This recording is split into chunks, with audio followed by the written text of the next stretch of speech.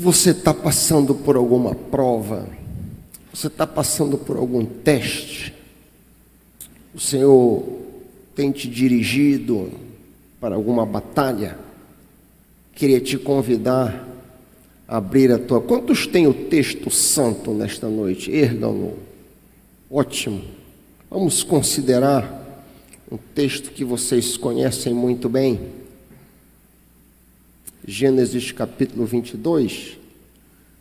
Gênesis capítulo 22. Deixa o texto aberto no teu colo.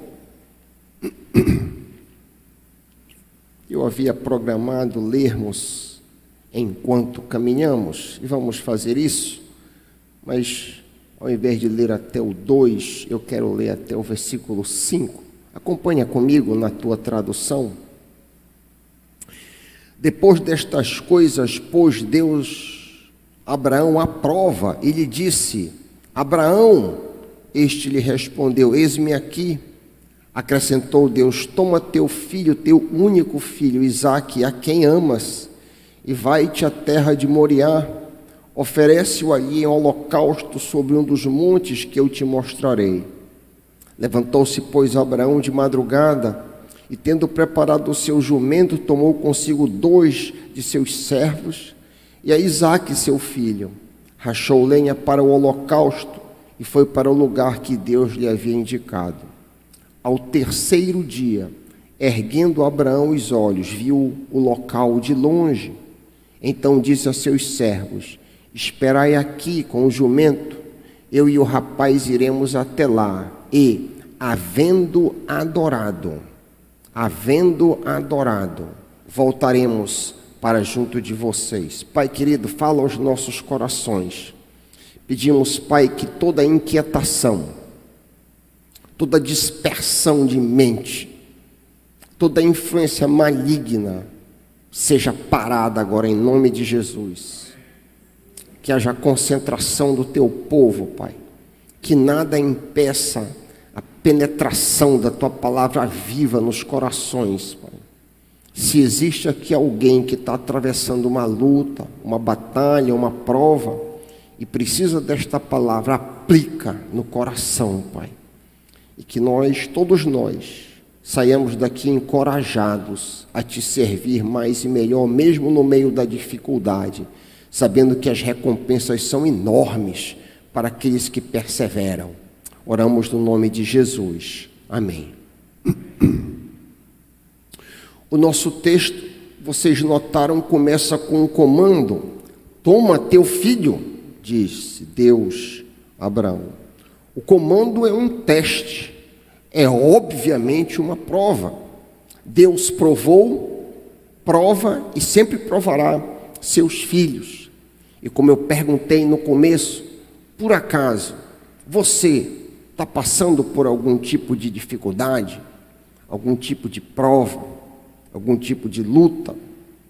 Observa que Abraão teve basicamente a sua vida, depois do seu chamado, com prova atrás de prova. Todos nós já ouvimos falar, pelo menos, se não conhecemos a vida de Abraão. Abraão passa por provações.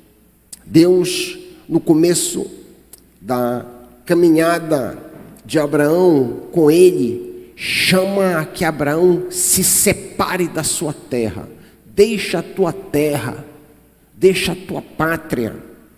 Gênesis 12:1. Deixa um dedo aí no capítulo 22 e volta algumas páginas. Tu vais ver o comecinho da caminhada desse homem com Deus. Gênesis 12:1. Sai da tua terra, do meio dos teus parentes e da casa do teu pai, e vá para a terra que eu lhe mostrarei. Provavelmente um sonho à noite, algum tipo de revelação que Abraão recebeu da parte do Senhor com esse comando. O comando era para se separar, para largar, para abandonar.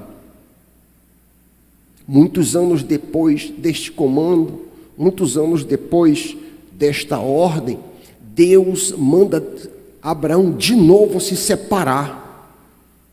Depois ele diz: te separa de Ló, teu sobrinho querido, pessoa que Abraão achava que seria o seu herdeiro, seu sucessor. Gênesis 13, 5 a 8.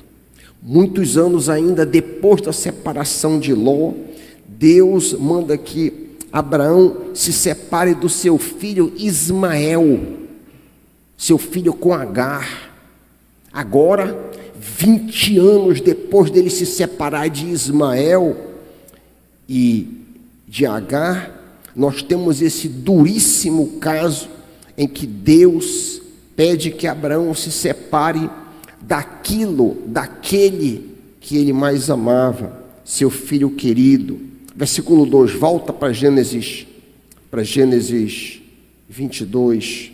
Toma teu filho, teu único filho, Isaque, a quem amas, vai à terra de Moriá e oferece-o ali em sacrifício sobre um dos montes que te hei de mostrar. É interessante a linguagem utilizada por Deus no versículo que você acabou de ler. Nesse versículo, Deus suscita o máximo amor do patriarca, único filho, que tu amas, e contrapõe: dá para mim, tornando assim a prova severíssima, oferece-o ali em holocausto. É interessante notar que essas provações de Abraão, elas são sucessivamente piores. Deixa a pátria, anos e anos depois, deixa teu sobrinho Ló, anos e anos depois, deixa teu sobrinho Ismael, e finalmente, Abraão já bem velho, deixa o teu filho Isaque. O que você precisa deixar? Querido, querida, a gente pode tirar logo uma lição logo nesse começo aqui. O que é que eu preciso me separar? Do quê? Ou de quem? De que amizade?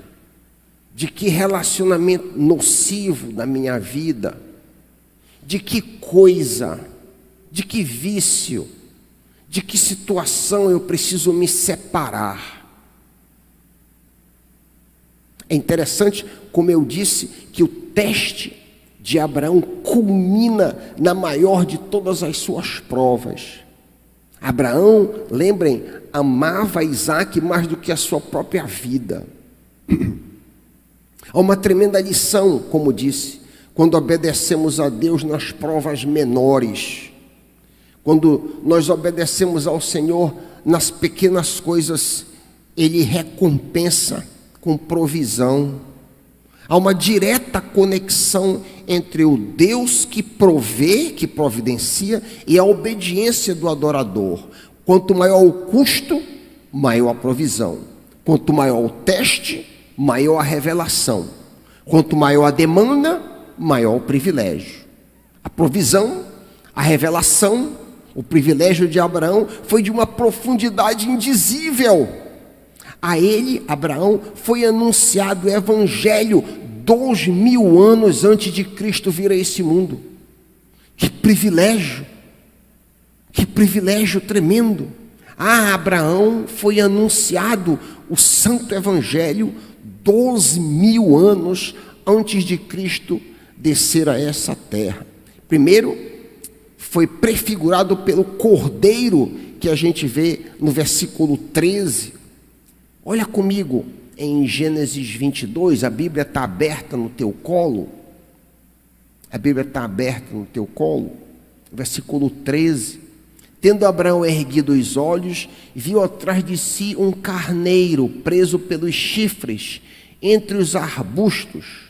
Tomou Abraão o carneiro e ofereceu em holocausto no lugar do seu filho.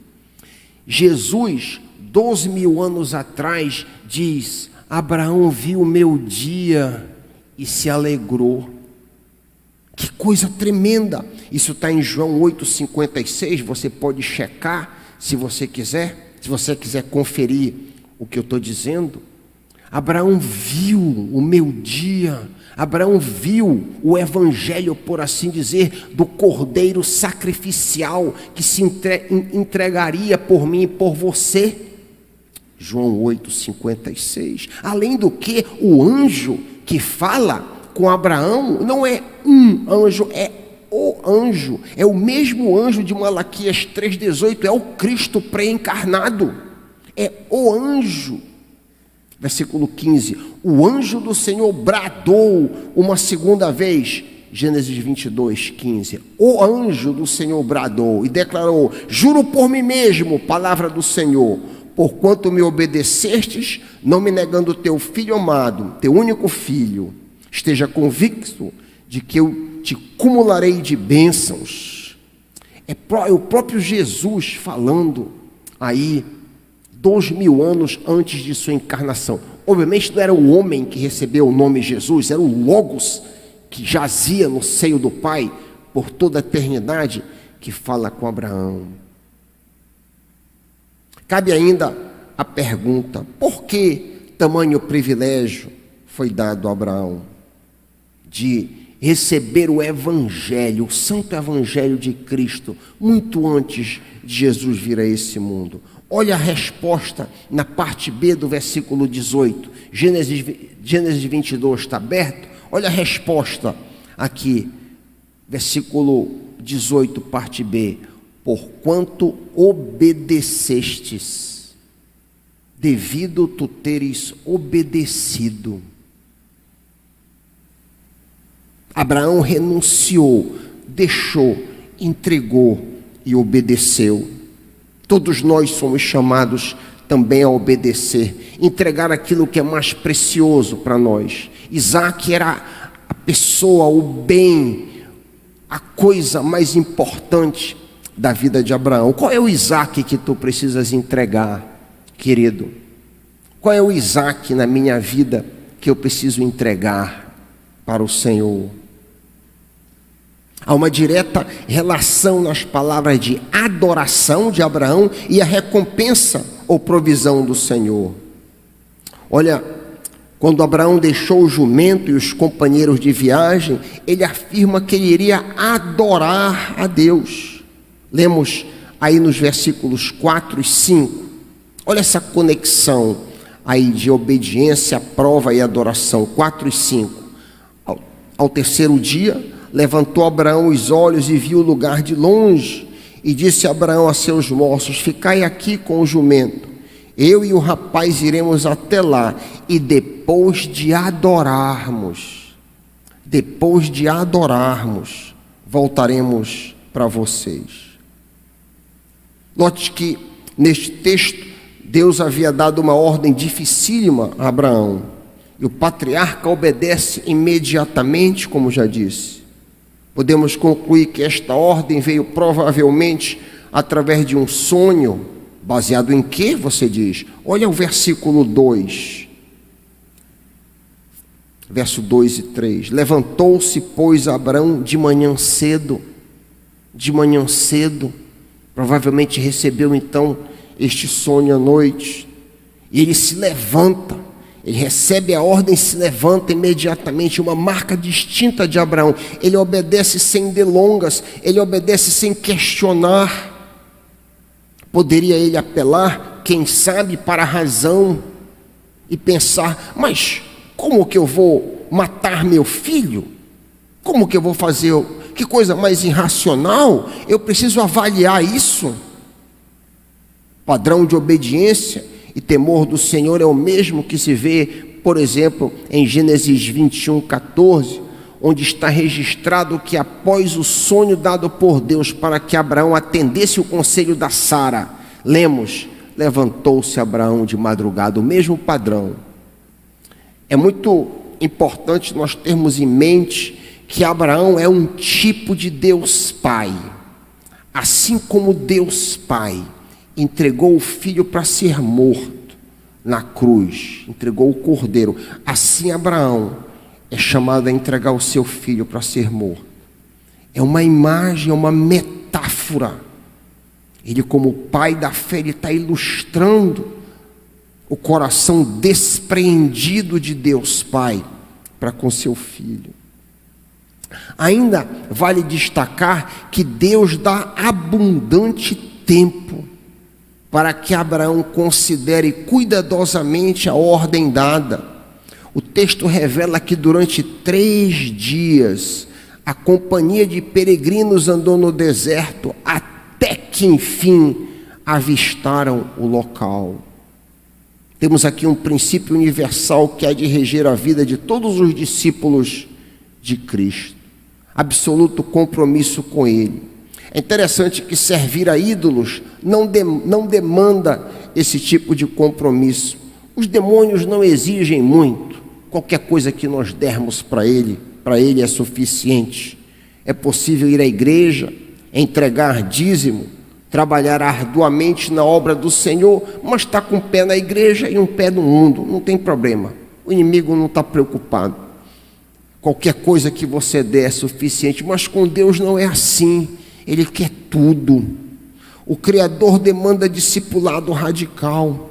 Observa de novo que Abraão teve tempo para meditar na prova. Verso 4, olha comigo, verso 4. Ao terceiro dia, ele teve tempo.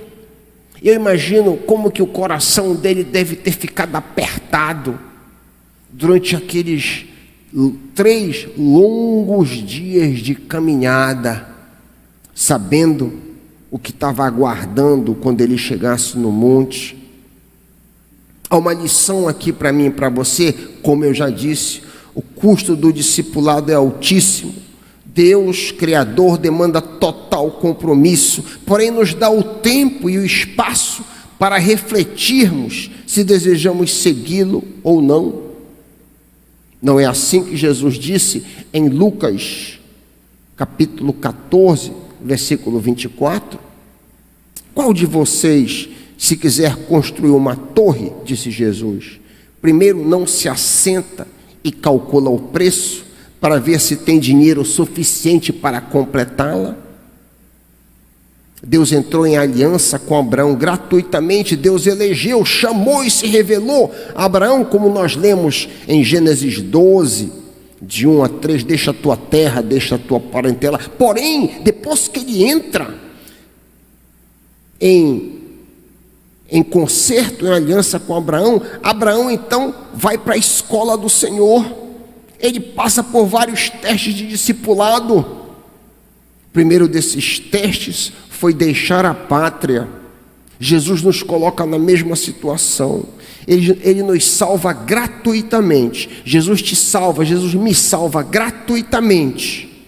Mas depois disso, Ele demanda completo compromisso. Jesus diz em Lucas 14, um texto preciosíssimo. De volta para esse, deixa um dedo aí em Gênesis 22 e te volta para o Evangelho de Lucas. Jesus fala sobre a demanda, o que é que Ele espera de mim e de ti. Lucas 14, 25 em diante. Ora, iam com Ele, Jesus, grandes multidões, e voltando-se para eles, disse: se alguém quiser vir após mim, e não aborrecer pai e mãe, mulher e filhos, irmãos e irmãs, e ainda também a própria vida, não pode ser meu discípulo. Que não leva a sua cruz e não me segue, não pode ser meu discípulo. Pois qual de vós, querendo edificar uma torre, não se senta primeiro a calcular as despesas para ver se tem com que acabar? Para não acontecer que, depois de haver posto os alicerces e não podendo acabar, todos os que a virem comecem a zombar dele, dizendo: este homem começou a edificar e não pôde acabar? Ou qual é o rei que, indo entrar em guerra contra outro rei, não se senta primeiro a consultar se com 10.000 pode sair ao encontro do que vem contra ele com 20.000? Caso contrário, enquanto o outro rei ainda está longe, manda embaixadores e pede condições de paz. Assim, pois, todo aquele dentre vós que não renuncia a tudo quanto possui. Olha a demanda de Jesus para mim e para ti. Assim, pois, todo aquele que não renuncia a tudo quanto possui, não pode ser meu discípulo. É muito claro. É muito claro isso aqui. Temos aqui a condição para que alguém seja discípulo de Jesus. Vemos que para seguir a Jesus pode ser necessário contrariar pai e mãe. Seria o seu caso? Contrariar o esposo. Pode ser necessário contrariar a esposa, contrariar os filhos, contrariar irmãos e irmãs. Porém, o mais difícil é contrariar a si mesmo, tomar a cruz, crucificar os teus desejos, os teus planos e as tuas vontades. É necessário, como eu disse, sacrificarmos os nossos Isaques na cruz. Para tanto, Deus nos dá tempo. É isso mesmo que tu queres? Deus nos dá 3 dias para considerar, nos mandando contar o custo. É interessante, queridos, e aqui existe uma diferença muito grande entre Jesus e a maioria dos líderes religiosos. Você já prestou atenção que Jesus não está interessado em quantidade? Jesus não tem interesse em quantidade.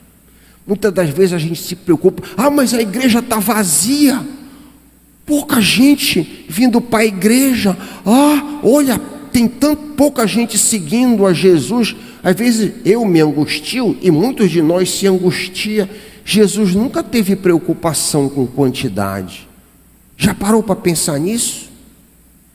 Jesus, inclusive, diz à multidão, essa aqui é a condição, se você quiser ser meu discípulo.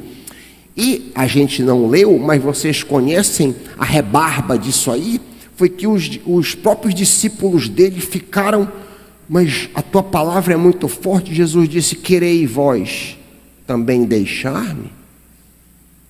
Aí Pedro disse, para onde iremos? Tu tens as palavras da vida eterna. Para onde iremos nós? Então Jesus não está preocupado com grandes multidões, com igreja cheia, com grandes contingentes, não. Jesus está preocupado com compromisso. Jesus quer compromisso daqueles que o seguem. No texto que nós lemos de Lucas, Jesus usa uma linguagem comum ao povo de sua época.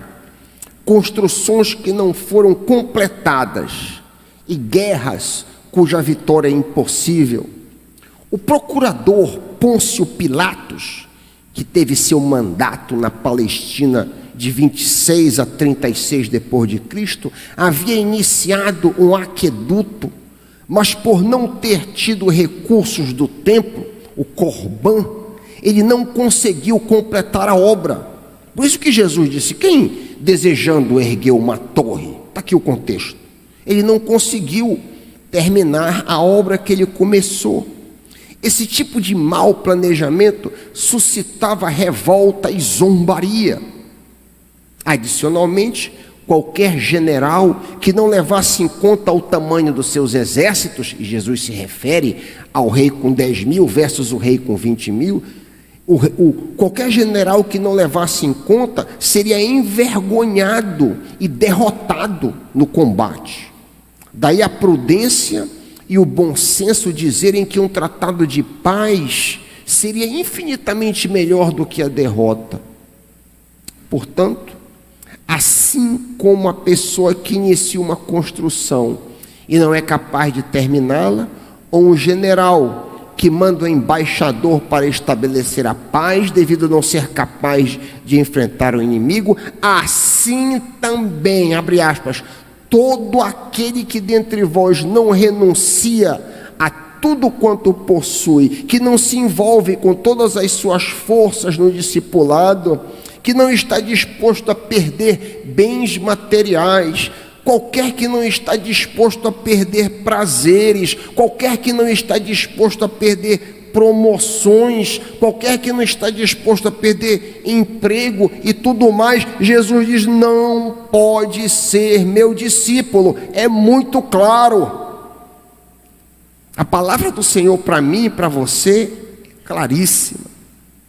Jesus diz mais, meus discípulos sofrerão tribulações, perdas, prisões, torturas e, quem sabe, martírio, e continuarão no meu serviço e na minha obra até o fim. Estes, e apenas estes, me amam acima de todas as coisas. Talvez a maior lição que nós podemos tirar deste texto é que a adoração é justamente o custo que Jesus nos manda contar. Adorar a Deus não é levantar as mãos durante cânticos, isto é louvor. Em Gênesis 22, texto que nós estamos considerando, pela primeira vez na Bíblia aparece a palavra adorar. Lemos em Gênesis 22, 5. Gênesis 22, 5. Ficai aqui com o jumento, e eu e o rapaz iremos até lá, depois de adorarmos. Adoração aqui não era um cântico que Abraão ia cantar em cima da montanha, não. Adoração aqui não era uma reunião de oração que Abraão ia fazer com seu filho Isaque, não. A adoração aqui não é uma pregação que eles iriam ouvir de um anjo ou de quem quer que seja.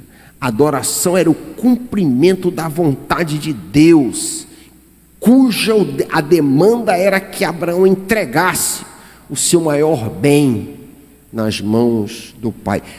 Lembra-nos de Jó, lembra-nos do caso de Jó. Há uma semelhança aqui, gritante, entre Abraão e Jó. Jó, quando recebeu a dantesca notícia da perda dos seus bens, perda dos seus empregados, perda de suas riquezas e de seu patrimônio e a morte de todos os seus filhos, diz o texto em Jó 20 que ele se joga no chão e adora. Que diferença da teologia da prosperidade, hein? Que diferença tremenda. Ele lança-se aos pés e diz: nu saí do ventre de minha mãe e nu voltarei. O Senhor deu, o Senhor tomou. Bendito seja o nome do Senhor. Esta submissão é o cerne da adoração. A adoração no meio da prova. E a adoração sempre envolve um custo. Se não houver custo, não é de fato adoração. Pode ser louvor, como nós aqui no ar-condicionado, estamos louvando, sentando nos bancos. Não há nada de errado, muito bom isso. Pode ser voluntariado a Deus, isso é muito bom, mas a adoração verdadeira envolve um custo. É muito interessante a gente observar que neste evento simbólico, lá no Monte Moriá, onde Abraão foi oferecer o seu filho Isaque, é exatamente o monte em que Salomão, séculos depois, constrói o templo. Você sabia disso? Você sabia que é exatamente o monte ali que Davi, o rei Davi, muitos anos depois, compra a eira de Araúna, em 2 Samuel 24, 22, e que anos e anos mais tarde, Salomão constrói o grande templo em Jerusalém, mostrando de uma maneira gráfica que a adoração ao Senhor demanda compromisso, demanda custo. A adoração necessariamente envolve custo para mim e para você. Lemos em Hebreus 11, 17 a 19, pela fé, Abraão, quando Deus o pôs à prova, ofereceu Isaque como sacrifício.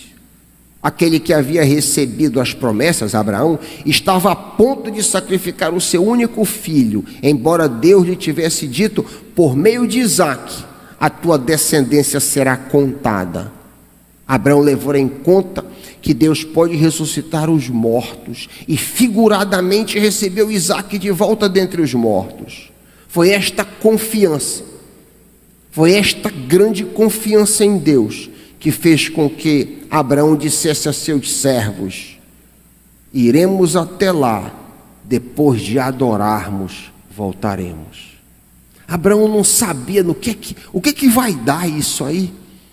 Eu vou sacrificar o meu filho, mas de alguma maneira Deus vai ressuscitá-lo dos mortos, vai acontecer alguma coisa que eu não consigo compreender.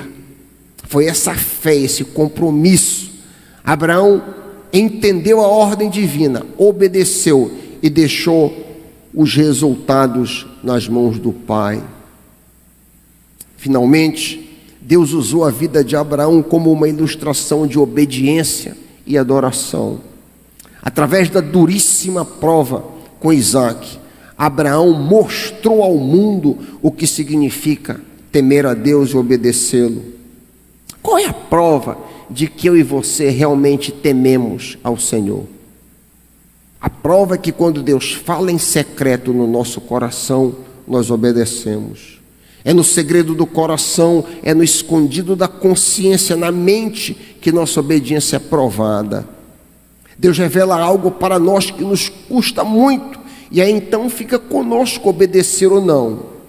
Deus nos dá 3 dias, por assim dizer. Existem obediências que não são demasiado difíceis, mas existem outras que nos testam, que nos provam. Para que sejamos testados, a necessidade de um grande custo, para que o temor do Senhor fique patente. Você, por acaso, está passando por alguma prova? Você que nos acompanha pela internet, está passando por alguma severa tribulação, alguma luta?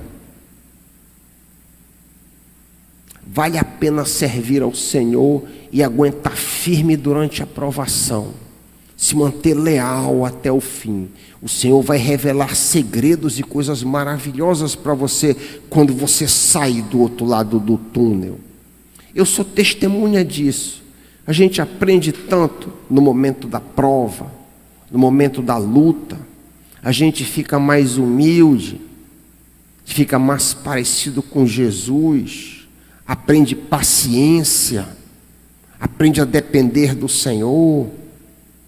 Vale a pena passar pela prova em obediência, adorando ao Senhor. Que a minha vida, que a tua vida, tal qual Abraão, seja uma ilustração de obediência e adoração ao Deus que ressuscita os mortos. Em nome de Jesus, amém.